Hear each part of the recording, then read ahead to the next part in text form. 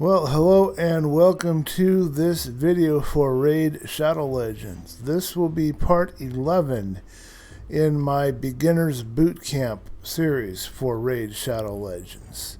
And I think, although I can't swear to it, that this will end at 12 parts. Got a lot of stuff to cover, so let's go ahead and get in there. First thing to be aware of, make sure that you're collecting your stuff whenever they have a crash or whatever. They give you compensation gifts. Be sure you're checking your mailbox for that. Keep an eye on the shop. It's no longer using red dots. When these are ready to claim, all you will see is a little red square that says claim, and you have to come in here and whatever's available to claim it. And they also want you to look more in their special offers, so there'll be a little claim somewhere in here. A little free pack. I don't know how long they'll continue that. Maybe till the end of the year. I don't know. I don't have any news on that.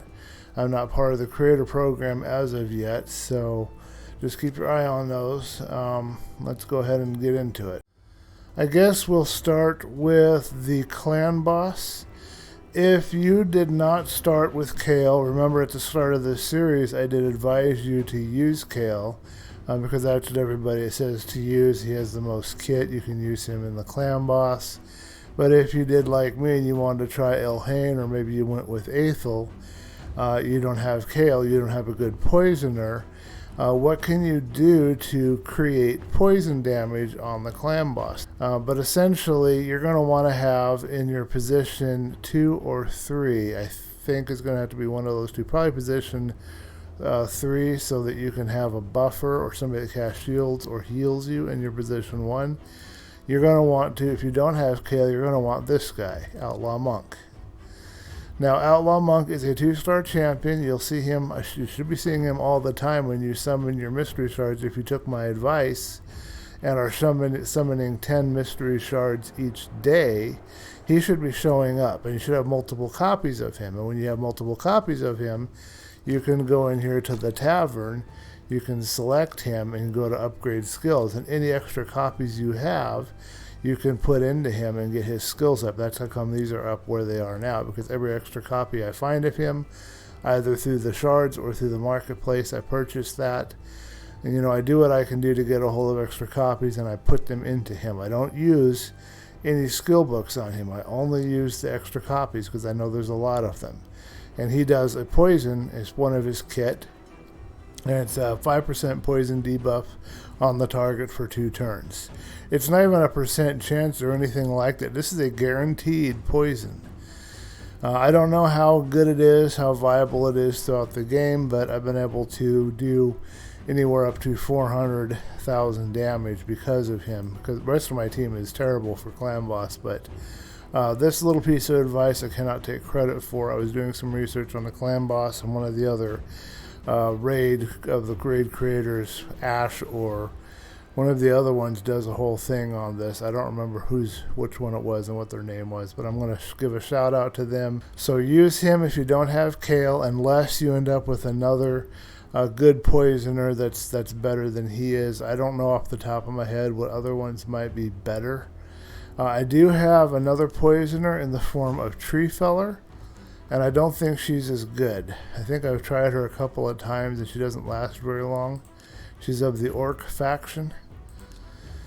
You'll see her pretty commonly too. She also has a bomb debuff, and you'd think she'd be pretty good because of that, but it's only a 2.5% poison debuff, and it's only 50% of the time, so 1 out of every 2 times essentially, she'll decide to cast that. And then might also 1 out of every 2 times, of the 1 out of every 2 times, if I'm understanding the logic here, it might place a 15% decreased speed. But this is a weaker poison, so it's not as, even though she's a better quality and star, she's worse as far as the poison kit that she has.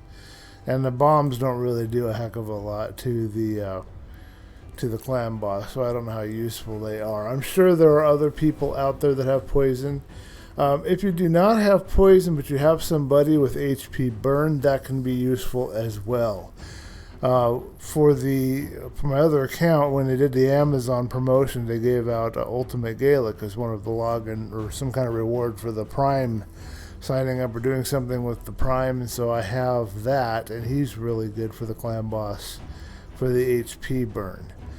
The best poisoner, I think, is going to be a dark elf by the name of Zavia, but that's only because that's my limited experience. Somebody out there probably knows better than I do and knows there's a better one, and she has a problem with her poison, and that's this deadly catalyst. It instantly deals all poison debuffs. So I think that's a problem because I think that it isn't allowing the poisons to stack and do more damage over time. But she has a pretty good poison that she puts here. I got a 40% chance of placing a 5% poison debuff. But I think Kale might actually be better on the chance now that I think about it, because that does seem like it's a little low on the chance of it. He does a poison on each thing. It's 80% chance for that, 40% chance. Yeah, I don't know if there's any other. I mean, the Outlaw Monk's 100% chance, but it's also a weaker champion. Anyway, to gear the Outlaw Monk, you want, and everybody for the clan boss, so write this down. When you're doing clan boss, you want to focus more on defensive gear. So if you can set it up so that you have a clan boss team that's geared for the clan boss, so you don't have to keep spending silver swapping gear out, and you can have a team that's just your normal campaign farming and a team for your arena, you'll be in good shape. I don't know how to advise you to do that. I've never been able to figure out how to have different teams. I just know that you need a lot of defense and a lot of HP. The HP for livability and the defense to be able to handle the damage. So you see here I have a defense chest on him with HP substat. I have a high, I think a 5-star helmet here, so I get more HP that way. More defense, of course. I have a shield here. I have these speed boots. I want him to go as fast as possible. This will get upgraded to 12 as well as this. This will be replaced at some point with a 5-star critical damage, so he'll do more damage and do better than he's doing right now. He'll also get a ring at some point when I have one to give him. Right now I don't. And then his accuracy weapon, I have him with this speed and attack. Now I would like to later on replace this gear with perception gear. And what I can do with perception gear, right now I have 2 pieces. I have an accuracy and a speed. I might actually be able to use this. Is this a 4-piece set or a 2-piece set? 2-piece set, okay. And then I've got a defense glove. That's not so good. But some people equip defense boots and defense gloves when they're dealing with a clan boss. But remember, you're going to need critical damage to be able to get that poison to really hurt the clan boss. So maybe a pair of defense boots is fine, but I don't know if I'd go as far as a defense pair of gloves. You'll have to do a little research on your own and figure out what works for you, but I'm just going with my simple formula. Speed on the boots, defense on the chest in this case, crit damage on the gloves. That's my general formula for every champion, and I try and focus on substats that are going to benefit them, because I'm always looking at this down here. Right now I can see that his HP is super low, and I want that HP to be up to 4,000 at least, if not 6,000. So that has to change. That's important. This is not relevant right now. I'm more focused on crit damage. He has enough, even though he's an attack champion, he has enough attack gear that he's getting what he needs for that. My next concern would be defense, but defense is okay right now. It's not good, because we're still not, we should have over 1,000 total defense. But the main concern right now, in this case, is the lack of HP, and the second concern is the crit rate. Speed seems to be okay right now, and accuracy is okay. So what I would focus on when I'm gearing this guy is I will be trying to get him a 6-star helmet in this set, or if I can get him an HP ring so that he can have 1,000 or so HP that way. Whatever I can do to increase that HP by a minimum of 1,000 and hopefully 2,000 or more, I'd like to do that, because then I know he'll have the livability I need. And if I can do it at the same time, his crit rate, that would be great. But if not, I got to figure out some gear for crit rate. And when you're equipping Kale or any of the other, especially when they're attack champion, they're not going to have a lot of built-in defense. When you're equipping any of your champions that you're going to use like this to be in a clan boss, that are going to be poisoners, that are attack champions, it's the same formula. Basically get the defense doubled and up to 1,000 if and when possible. you should have 1,000 or more defense. You should have doubled on the HP or more. So I would say 10,000 or more HP, 1,000 or more, and this is minimum stats. So 10,000 or more HP, minimum, 1,000 or more defense, minimum, and then attack is not really relevant. But if you can get that doubled or up to 1,000, that's great. But your main concern after your HP and defense is your critical rate and your critical damage. Your critical rate is how many times you're going to hit critically. Your critical damage is how much damage those critical hits do. You want that critical rate high so that every time that your champion hits, they're going to be hitting with a critical. And you want that critical damage high because you want that damage that happens every time that they get a critical to be super high. So that would be your next thing. And then for poisoners, of course, you need poison, and if you can get over 100, that's great. A lot of people will recommend much higher numbers, but we're talking about accounts that are just starting out, just from the beginning. Right now, this is probably about the best that somebody just starting out, level 35 or below, is going to be able to do if they don't have a legendary poisoner or any other kind of champion to select from. You're not going to be able to do a heck of a lot better than the gear you see here. In fact, this gear might look really impressive to some of you out there that have started, like if you started the tutorial with me and are progressing, you may have had worse luck than me on the gear and not even had as good a gear as this. So, I mean, this is kind of like an ideal that you could reach for, but it could be kind of hard to have good gear like this. But that's the goal. The goal is to always go for the best gear you can get. You're always watching the marketplace. You're always farming in the campaigns. You're always taking advantage of whatever they give you over here for your login rewards. You're using the Forge whenever you can. I am actually still going in here to Faction Wars, and I'm actually plugging along. You can see that I'm not super far yet, but I mean, none of these are 3-star yet, so I really got a lot of work to do. I'm not going to hit this boss, and that's going to kill me. And then this one here, I don't think I've gotten very far. Well, okay, I got further than I thought. But I'm plugging along, but I'm not super far on any of these, to be perfectly honest. This is probably the furthest I've been on these two, because I have the most champions in these factions, I suppose, or the most powerful champions in these factions. A lot of the other ones are just, I'm only up to like level 2 or whatever it is.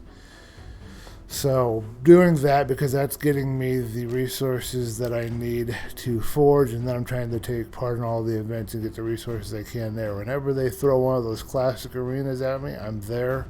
I'm hitting that arena as many times as I can because I want to get those materials up. So we got a couple other things to talk about. I have now done the 30-day login, and I got myself right here. I've got High Khatun. I'm saving the void shard. I recommend you do the same. I got this gear set that they gave me. I sold everything that had flat step because I needed the silver. And then when I got more silver, didn't get it here. One of my accounts, I got a whole pile of silver from somewhere. I can't remember where now.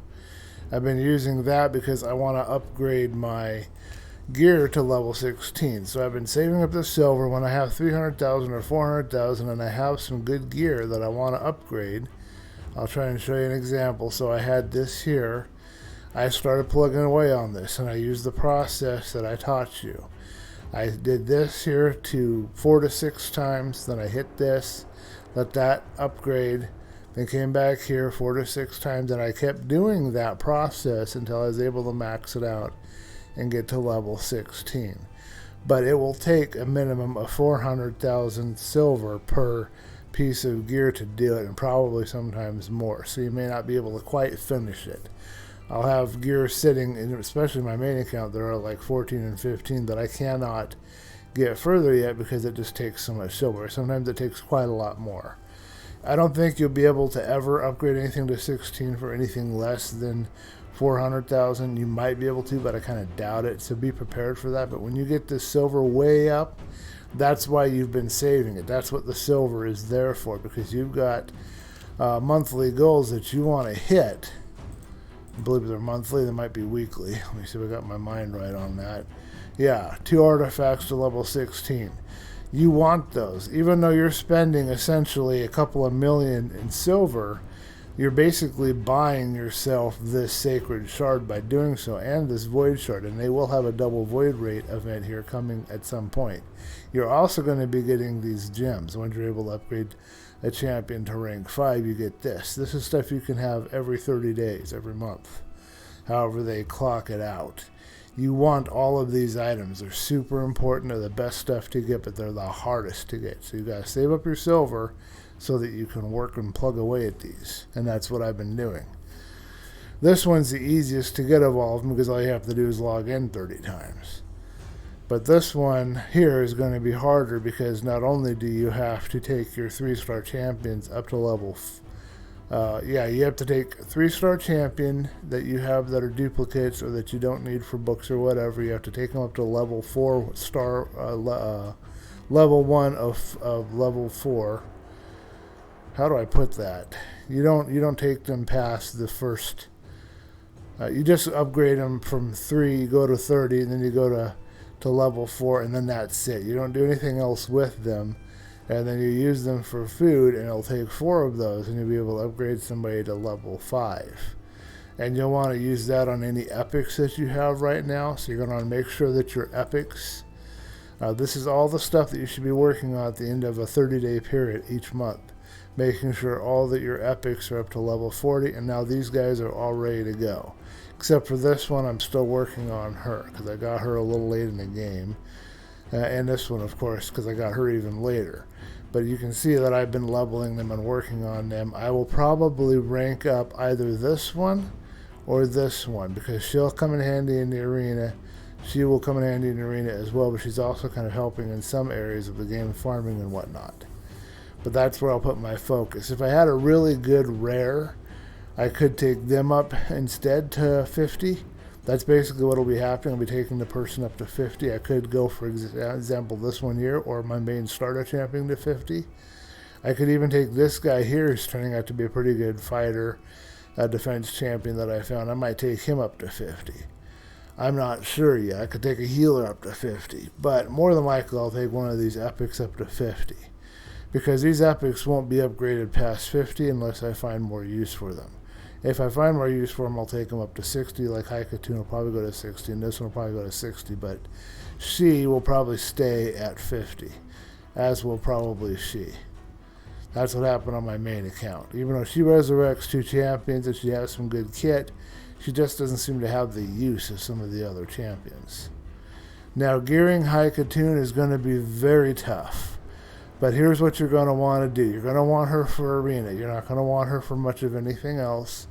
You're not going to want her to attack. She's completely useless when it comes to attacking. Although I have found in this beginning part of the game, in the weaker enemies that she's fighting, she hits pretty hard. But when you get into the arena and you're fighting other players, she doesn't hit hardly very good at all. What you're trying to do with her is get her to live very long, and you want her to have super, super, super fast speed. So this is a champion where you want to get some ungodly numbers on the speed. She needs accuracy to do her decreased speed debuff, and she needs livability to do anything with all this turn meter stuff. This is what you want her for. Her aura, which will give you speed in all battles by 19%, and then this thing here, this Rally of the Horde, you're going to want to ascend her and get her fully working on that, taking your skill books and putting them into her, because you're going to want to get her kitted out as good as you can. And then we've got a 50% chance, so 1 every 2 times she'll decrease the turn meter of the enemies by 15% with this attack. What I've done on the main account is I've just given her a lot of crit damage so that she can hit harder, and that's what I've done kind of here, giving her a lot of accuracy.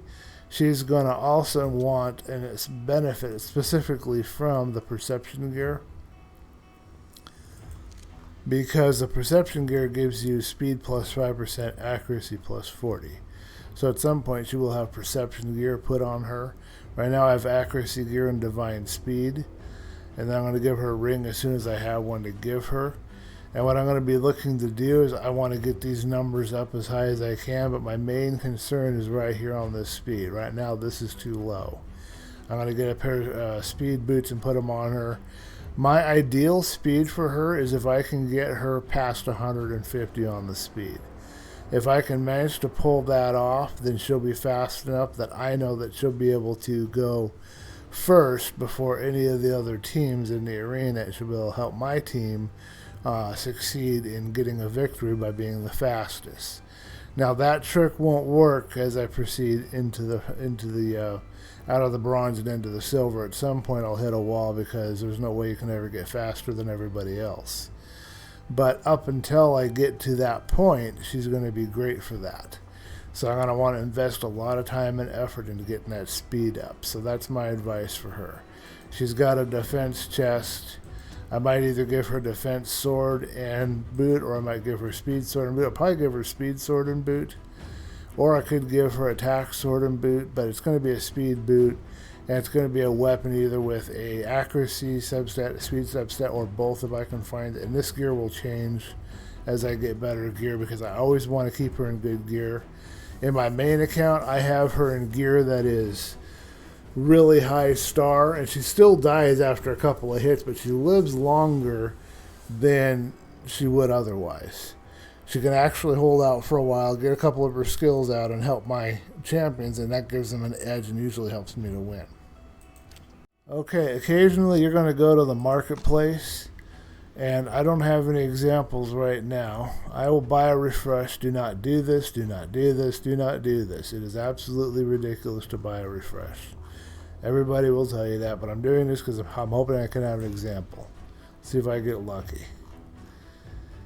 I'm not seeing an example, but I do see a 6-star shield that I will more than likely buy because that would be a nice shield to have. And I see a hat here and another shield. In any case, sometimes you're going to come in here and you're going to find a piece of gear that's going to be surrounded in an orange box. It has some funky corners. It looks really amazingly impressive. And you'll click on it and it'll be like a glove like this.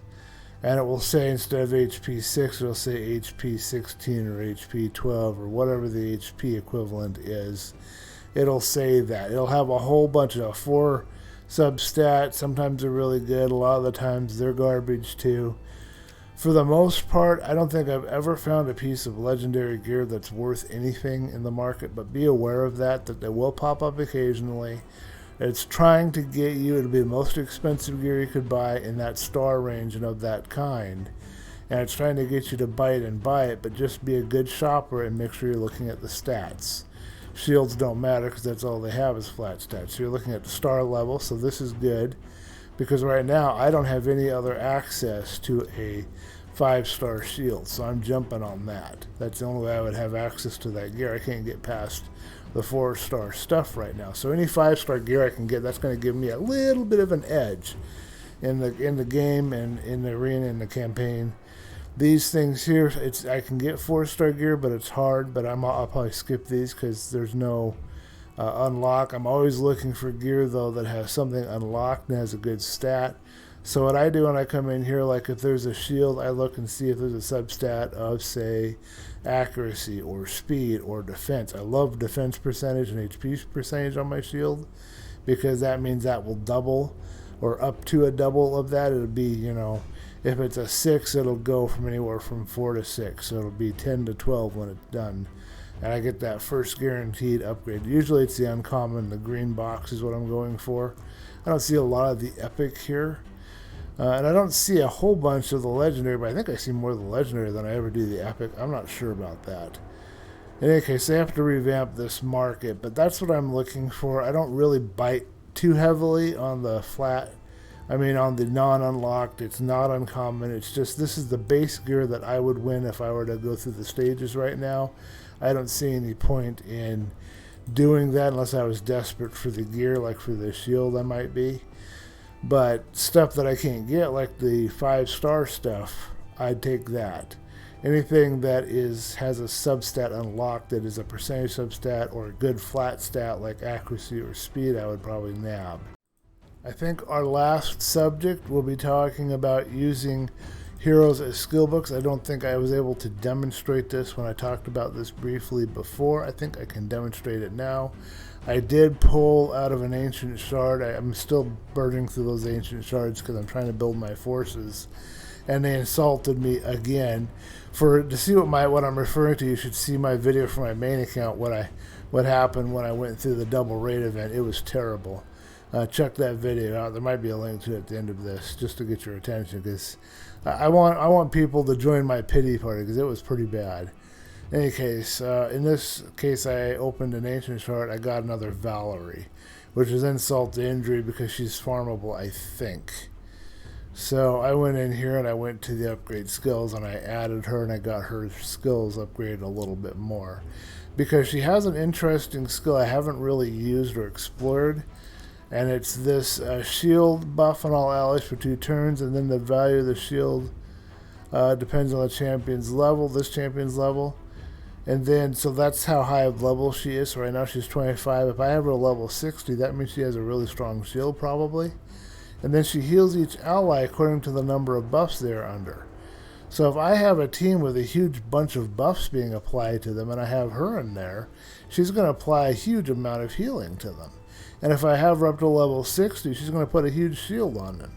She's actually, I think, going to be a legendary quality rare champion, or at least an epic quality rare champion, if this can be fully utilized and exploited. So I'm going to work on that. But that's what I did with her extra that I got. I didn't mean to exit out of there. But the other one that is farmable is Eris right here. And I just got through getting another copy of her, so now I can show you how the skill book works. So as long as this other Eris is not locked, I can use her as a skill book. So if I click on her, I can find out that she is indeed unlocked. Unlocked. So if I lock her and I go in here to Eris and I attempt to do anything with her, she's locked. I can't do anything. And I also couldn't use her to upgrade a level. You see how all these are locked? Anything locked I can't use to upgrade the level, but these two I can because they're unlocked. So that's how that works. Go in here, I'm going to unlock her because she's of no value to me right now as a 3-star duplicate. She's more valuable to me right now for her skills that she has. If I can get her to hit hard enough, she can be another one slaughter, and she'll respond every time any of my team gets hit. If I can find the niche for her, she can be really useful somewhere in the game, and I'm going to figure it out because I think I can get her to hit hard. Her skills right now are this level 3. She's got this bullseye, extra turn if the target is killed. So I'm focusing on crit rate and crit damage, so that will happen. And then she gets that extra turn. So that's that one slot type of a thing there. If she's able to kill him. Imagine her in a team with, what's his name, Berserker. And imagine that if one didn't finish him off and the other one finished him off, that one would get an extra turn.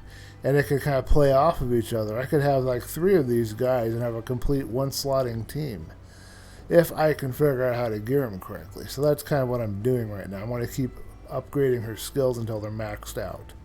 Her level, her other skill here, her number 2 skill, removes 1 random debuff from all allies, which is kind of useful, and a 60% chance of placing a 15% increased speed buff on all allies for 2 turns.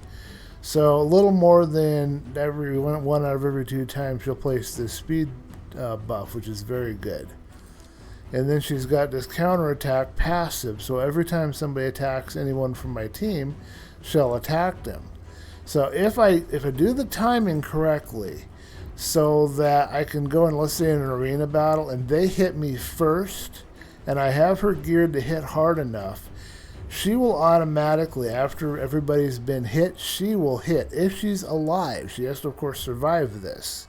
But if she's alive, she will hit. And if I have her hitting hard enough, she will take down enough damage that all it would take is another hit by either her or somebody else, and then she would get, if it was her, she'd get an extra turn. So imagine a scenario where I come into an arena battle, they hit me, take off some health, and then I have her geared, I have her up to like level 50 or 60 or whatever, and I have her geared so she's hitting real hard. She does her counterattack passive, hits one of the people for their attack, whoever it was probably that attacked, she'll hit them, breaks through any shield she has, hopefully, they won't have too big of a shield or anything that would stop the attack power, and hits them, or even if they do have a shield, hits them hard enough that just knocks them down to, like say a quarter of their health or a third of their health. And then her turn comes up, she can hit them again, kill that one, and she'll probably aim at them because on auto battle because they're the one with the lowest health. She can kill them, and then she can hit another one after that. So it's kind of a useful skill, I think, if I can figure out how to use it. It's kind of specialized. It requires some thought. I got to figure out her gear. I don't have her geared very well right now. I'm still trying to iron out everything. I don't have enough gear that's good for everybody, but I'm working on it. So right now I have her in some speed gear because I want her to be fast to be able to use that skill, although that might need to be slowed down. I've got a crit rate glove, crit rate set on her, and then I've got this life set on her so that she has some livability. You see her stats show that I need to give her more defense.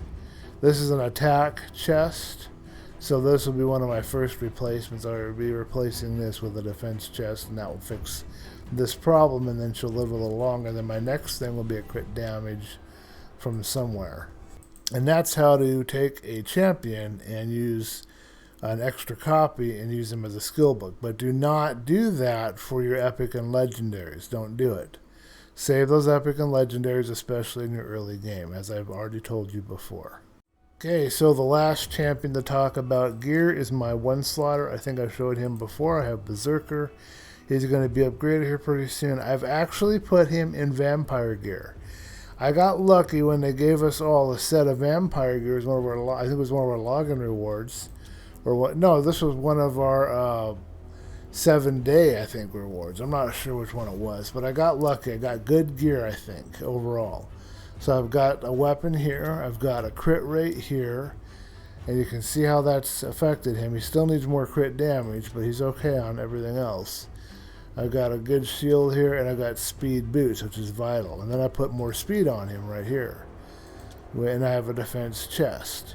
I would replace this chest with something with better substats. I would replace this ring. I'll give him a ring. Well, I don't have a ring right now, but when I get a ring, I'll put a ring on him that'll give him HP, I think. His defense is very low, so I want to get him a better chest, and I want to upgrade it to level 12. And then I want to work on this critical damage and get that up so that he can hit even harder. Right now he's doing the critical hits, which is great, but he needs to be doing that critical damage to be killing things. Once I get this right, I should be able to start one-slotting with this guy, but it's going to take a little bit of work to iron out his gear. But because I gave him this vampire set, and because the set worked really well, because I had good stats and everything on it, he's actually able to, every time he hits, he can get a little bit of health back, and that's actually been kind of useful for him. So this has turned out to be a pretty good experiment. Okay, well that concludes this episode. Be sure to leave a thumb up if you like the video. Be sure to subscribe if you want to see more videos like this or any of my other videos. Be sure to hit that notification icon so that you can be notified when any new videos are released. And leave me some comments, feedback, suggestions so that I can improve and do even better for you guys. Also, please stop by my Teespring store. I've got more designs coming over from Spreadshirt, but this is what I have here right now. I've got 3 cool designs. I got this mask does not equal safe. It's kind of an attitude for everybody trying to make us wear masks right now. I've got this Zen saying and drawing that I did, to reach your destination, embrace the journey. I think that's really cool. I've got a poem over here. Poem says, life doesn't have to be so hard. It has a flow. Sometimes you'll drift, sometimes you'll row, but you get to choose the destination you'll go. I think that's really cool also. So go ahead and grab some of this stuff, and that will support me and help me in my continuing work at YouTube, and I really appreciate it. Thank you for watching the video, and I will see you in the next one.